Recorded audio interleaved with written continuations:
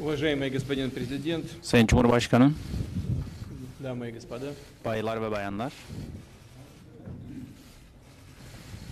сегодня мы провели уже третью встречу bugün в этом bu yıl году. içerisinde üçüncüsü olan görüşmemizi Наш gerçekleştirdik. тесный личный контакт Aramızdaki позволяет şahsi оперативно решать yakın temasımız различные вопросы двустороннего hem ikili сотрудничества işbirliğimizin и çeşitli sorunlarına вырабатывать общие çözüm bulmaya подходы к hem de урегулированию ключевых uluslararası международных meselelerle проблем. alakalı olarak ortak Мы yaklaşımlarımızı обсудили сегодня belirlemeye весьма imkan острую sağlıyor. ситуацию, Bugün сложившуюся в сирийской Suriye'nin провинции Идлиб. İdlib bölgesinde oluşmuş oldukça gergin ve С начала hassas этого durumu года ele aldık. действующие там Yılbaşından Formirування itibaren orada резко faaliyet gösteren narastili terör свою unsurları aktivitelerini ciddi регулярно anlamda обстреливали как arttırmışlardır. позиции правительственных Düzenli войск olarak Сирии, hem так и Suriye мирные hükümet населенные. güçleri hem de sivil yerleşim alanları Продолжались ateş атаки altında радикалов tutulmaktadır. и на российскую авиабазу Хамимим.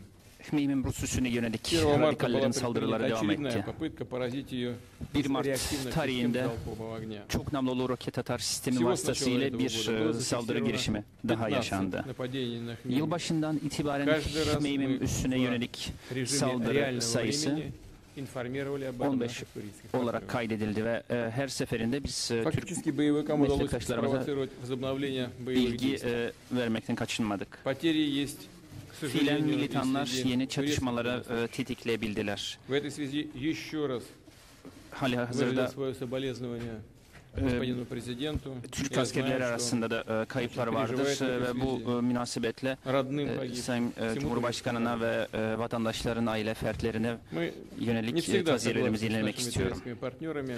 Türk Своих partnerlerimizle ocenkach bazen происходящего в görüş ayrılıklarımız oluyor Но Suriye каждый раз meselesinde, критические fakat моменты, kritik durumlarda her zaman опираясь на достигнутый высокий elde уровень edilen двусторонних отношений, mutabakatlara нам ve до сих ikili пор удавалось ilişkilerimizin находить yüksek точки seviyesine dayanarak соприкосновения по her zaman возникшим спорным uzlaşabilmeyi моментам, başarıyorduk. выходить на Ortak noktalar приемлемые bulmayı решения. başarıyorduk. Çözümler Так üretiyorduk. произошло и в этот раз. Bugün de öyle oldu. Сегодня мы подтвердили заинтересованность наших стран в Ülkelerimizin продолжении совместной работы и в рамках Астанинского Astana формата. formatı çerçevesindeki Astanинский çalışmaları proces devam dal ettirme своевременно niyeti серьезный olduğunu импульс bir kez daha контексте teyit сирийского etmek istiyoruz. Astana süreci Нашей Suriye сегодняшней meselesinin встрече çözümüne предшествовала ciddi bir ivme kazandırdı. большая работа и несколько Bugünkü раундов интенсивных görüşmemize birkaç консультаций межведомственных kurumlar делегаций с arası акцентом на istişare кризисную ситуацию в yapıldı. Идлибской зоне. Heyetler Мы исходим из İdlib'deki необходимости kriz соблюдения konusunda принципов detaylı суверенитета и görüşmeler территориальной yaptılar. целостности. Suriye'nin Убеждены egemenliği ve также, что toprak нельзя bütünlüğünün допустить korunmasından ослабления борьбы yanayız. с международным Uluslararası терроризмом. terör örgütleriyle По mücadelemizi итогам de наших azaltmayacağız. переговоров Bu konuda da мы kararlıyız. согласовали совместный документ, Görüşmelerimizin neticesinde положение ortak bir которого belge огласят министры иностранных hazırladık. дел. Bu belgeyi beyan В нем edecek изложены те решения, iki ülke Dışişleri которые Bakanları мы bu вместе с belgeyi beyan президентом edecekler. Турецкой Республики господином Türkiye Эрдоганом Cumhuriyeti выработали Cumhurbaşkanı в Sayın ходе Erdoğan сегодняшних da более чем bugün 6-часовых 6 консультаций. saat boyunca Выражаю yapmış надежду olduğumuz на то, görüşmelerde что эти договоренности послужат хорошей görüşmelerin основой sonucu olarak bu для belgeyi прекращения hazırlamış боевых действий olduk в ve Идлибской зоне İdlib деэскалации. bölgesinde ateşkesin ve Положат çatışmaların конец, durdurulmasına прекратят vesile страдания olacağını ve мирного nihayet населения sivillerin и разрастанию гуманитарного кризиса. ızdıraplarına, azaplarına son Создадут vereceğini, условия для insani yardım продолжения konusunda мирного процесса ilerleyebileceğimizi в Сирийской Арабской Республике между всеми ilerleyebileceğimize конфликтующими yardımcı сторонами. olacak ve tüm поблагодарить ihtilaf господина tarafları arasında президента diyalog И за то, что kurulmasına он yardımcı счел olacak. возможным приехать Ben сегодня Türkiye в Москву, Cumhurbaşkanı'na Moskova'ya geldiği için подтвердить уровень наших отношений. teşekkür etmek istiyorum. Хочу Bizim поблагодарить ilişkilerimizin seviyesini всех teyit ettiği için турецких коллег за ve tüm Türk напряженную, mevkidaşlarıma непростую, но gerçekten конструктивную yoğun, hiç de работу, kolay которая olmayan закончилась, ama на мой взгляд, bu yapıcı позитивным çalışmadan результатом. dolayı Спасибо за внимание. teşekkür etmek istiyorum kendilerine. İlginize sağ olun. Ben de çok teşekkür ediyorum. Sayın Devlet Başkanı, saygıdeğer bakanlar, kıymetli basın mensupları, hanımefendiler, beyefendiler, sizlere en kalbi duygularımla, saygıyla selamlıyorum. Öncelikle Sayın Putin'e nazik daveti için teşekkür ediyorum. Bölgemizde kritik gelişmelerin cereyan ettiği bir dönemde Sayın Putin'le yeniden bir araya gelmekten büyük bir memnuniyet duyuyorum. Bugünkü görüşmelerimizde özellikle Suriye'deki durumu ve İdlib'deki son gelişmeleri ele aldık. Yaklaşık Sayın Başkan'ın da ifade ettiği gibi 6 saat süren bir çalışma yaptık. Ve bu arada tesis ettiğimiz samimi diyalog kapsamında benzer veya farklı görüşte olduğumuz tüm konuları ayrıntılarıyla görüştük, müzakere ettik. Türk-Rus münasebetlerinin bildiğiniz gibi derin tarihi kökleri vardır. 5 asrı aşan bu tarih, güçlü geleneğe sahip iki devletin ve halkın karşılıklı etkileşiminin de tarihidir.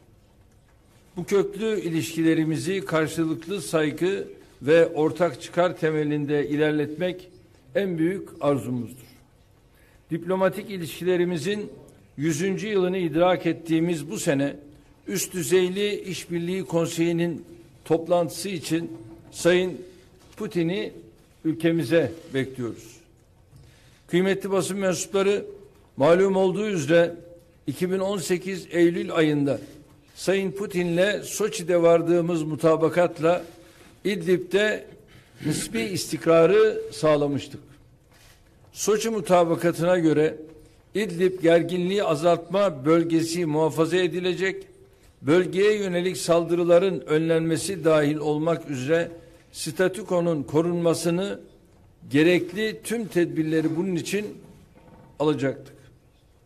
Rejimin geçen Mayıs ayından itibaren yoğunlaşan ve doğrudan sivilleri hedef alan saldırıları İdlib'de tesis ettiğimiz sükuneti bozmuştur. İdlib mutabakatının bozulmasına yol açan gelişmelerin birinci derecede sorumlusu saldırganlığıyla bölgenin istikrarını da hedef alan rejimdir. Bu bölgede yaşayan 4 milyon insanın tamamının terörist olarak ilan edilip havadan ve karadan ağır bombardımana maruz bırakılmasını kabul etmemiz mümkün değildir. Rejimin zulmünden kaçan ve Birleşmiş Milletler İnsani Yardım Ofisi verilerine göre sayıları 1,5 milyonu bulan bölge halkı bizim sınırlarımıza yığılmıştır. Rejimin buradaki esas amacının İdlib'i belirli bir kesim açısından insansız hale getirmek ve oluşturduğu göç baskısıyla Türkiye'yi zora sokmak olduğu açıktır. Türkiye elbette böyle bir tehdit karşısında eli kolu bağlı kalacak değildir. İdlib gergin sınırlarına kurduğumuz gözlem noktaları sahadaki durumu kontrol etme değil, sadece ateşkesi takip etme bu vazifeyle yükümlüdür. Bir süre önce bölgede Rusya ile birlikte tesisi konusunda uzlaşmaya vardığımız istikrarı sağlamak üzere İdlib'e ilave askeri birlikler gönderdik.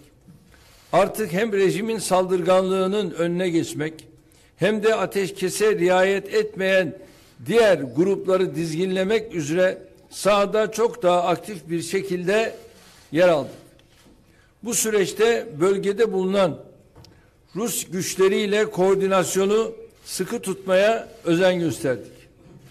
Rejimin doğrudan askerlerimizi hedef alan saldırganlığı sebebiyle yaşanan üzüntü verici hadiselerin ardından İdlib'de yeni bir statünün oluşturulması kaçınılmaz hale gelmiştir. Bugün Moskova'da Rus mevkidaşım ve ekiplerimizle bu konuyu enine boyuna konuştuk, değerlendirdik. Rusya ile aramızdaki işbirliği ruhu bugüne kadar Suriye'deki ihtilafa son verilmesine yönelik uluslararası çabalara emsalsiz bir katkı sağlamıştır. Siyasi süreç ve Fırat'ın doğusu gibi boyutları da bulunan çalışma ilişkimizi derinleştirerek sürdürmeyi arzu ediyoruz. Bu hususta bizimle hemfikir olduğuna inandığımız Rusya'nın rejimin işbirliğimizi zedeleyecek eylemlerine göz yummayacağına inanıyorum. Bugünkü görüşmelerimiz İdlib sahasında attığımız adımları masadaki çabalarımızla pekiştirerek bölgedeki soruna kalıcı çözüm bulma irademizin bir tezahürüdür. Öncelikle en kısa sürede ateşkesi gerçekleştirecek, ardından birlikte kararlaştıracağımız diğer adımları süratle atacağız. Bu gece saat 00:01 yani tam gece yarısı itibariyle ateşkes yürürlüğe girecektir. Ateşkesin kalıcı hale getirilmesi için gereken çalışmalar hızla ve etkin bir şekilde yürütülecektir. Amacımız bölgedeki insani krizin daha da kötüye gitmesini önlemektir. İhtiyaç sahibi tüm Suriyelilere ön şartsız ve ayrım gözetilmeksizin yardım sağlanması için birlikte çalışacağız. Ülke içinde yerinden edilmiş kişilerin güvenli ve gönüllü olarak ikamet yerlerine geri dönüşlerinin kolaylaştırılmasını temin edeceğiz. Üzerinde mutabık kaldığımız ortak metni biraz sonra Dışişleri Bakanlarımız sizlere açıklayacaktır. Türkiye bu süreçte rejimin yapabileceği her türlü saldırıya tüm gücüyle ve tüm sahada cevap verme hakkını saklı tutacaktır. Ve bu süreç içerisinde karşılıklı olarak değerli mevkidaşımla irtibat halinde olacağız. İlgili bakanlarımız birbirleriyle irtibat halinde olacaklar. Suriye krizine bu ülkenin toprak bütünlüğü ve siyasi birliği temelinde bir çözüm bulunana kadar Türkiye Soçi mutabakatı dahil bölgedeki inisiyatiflerini sürdürmekte kararlıdır. Bir kez daha Cenevre'de kurulan müzakere masasının kalıcı barış ve istikrarın yegane anahtarı olduğunu belirtmek istiyorum. Bugünkü toplantımızın Suriye'deki ihtilafa kalıcı çözüm bulunması çabalarına katkı vermesini temenni ediyor.